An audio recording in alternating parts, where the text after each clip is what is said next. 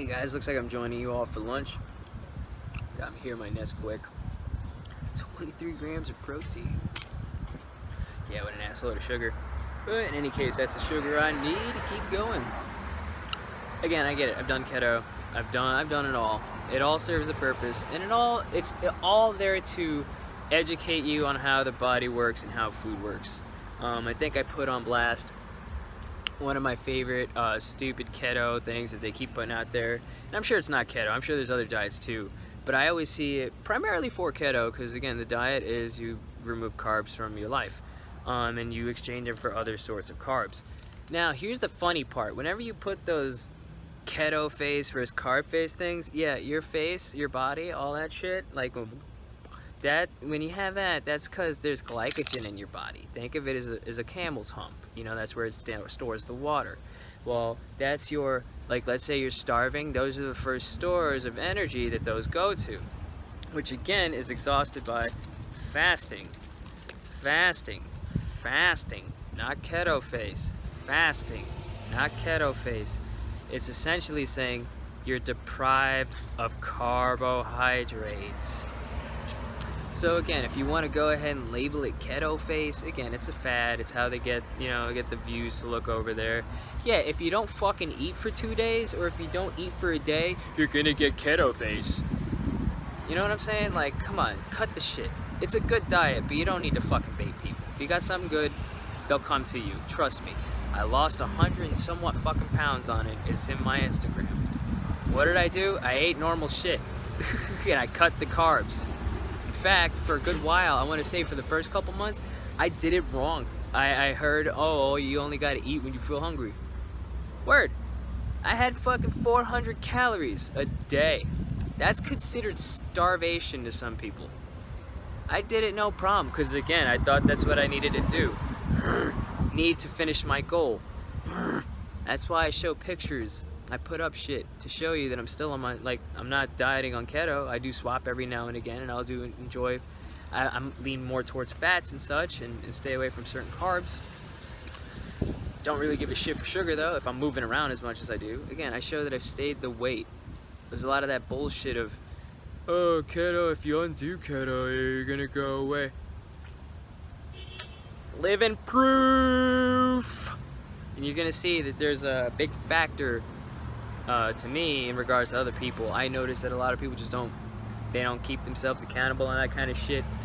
You're quick to opt out. You're quick to tell me, it's tough. It hurts so bad. Listen, in the military, I had a labral tear, 6 to 12. My arm would constantly, if I did this, it'd come out of the socket, and then it'd slip back in. And the doctors would always look, and I would say stupidly, it was dislocated. They would say, ain't nothing wrong. I still had to do my fucking push-ups PT test come around. You know what it's like to feel like Martin fucking Riggs? Lethal Weapon? Arm slides out, slides back in. You literally got 5 minutes maybe of workability with that arm before it completely goes dead. And then maybe, yeah, if you leave it alone for 4 weeks, to which nobody's gonna fucking do that in their right mind, you might be able to get to where a level where you're doing it again. Yeah, I went through that. I'm not gonna say it was just me and my determination. Back then, they were kicking people out left and fucking right for any stupid reason they could find. So in my mind, I thought, if I don't do this, they're gonna fucking give me a fat discharge. This is during that fucking fun furlough time, dog. So, yeah, again, every single thing I ever did in the military, it was a tough time, mentally. Not even physically. I wish it were a physical thing. I got stuck in, like I said, in the brain job. But I wish it were physical. No, it was all mental. It was mentally exhausting in that aspect. But in any case, again, different times. There were different times where I would come up with different diets and people would just look at me stupid. 2014, intermittent fasting rolled around. I had a good friend of mine. I know he trolls about, hangs around here. I love him. I'm not gonna throw his name out, but he knows who he is. He's a bodybuilder. And I threw out, hey man, I was looking for stuff. I was in the market because I was getting back on my weight while I was in the military. I was a fat fuck in the military. I'm not afraid to say it. Shit, I was a fat fuck. But I brought up intermittent fasting. And he was a bodybuilder, so I thought he knew. He said he had a BA in that, and the physical body and all that. So I was like, all right. He's like, that's stupid. You don't do that. You don't not eat. That's how you lose weight. That's not how you gain weight. Let's move ahead to 2016, 17, 18. That guy got a, what was it? I forget what they call that, but it's a Nobel Prize for study on atrophy and how intermittent fasting actually made bodybuilders better, so on and so forth. So again, sometimes you just got to stick to your own guns on these things. You got to be accountable to yourself. Again, back with the diets, it's every single thing, fasting, keto, that all requires you doing it, maintaining it. For some reason, you guys seem to think that if I work out for a month, this is it. I haven't seen any results, I should stop. That's what separates you from me. And I don't want that to be.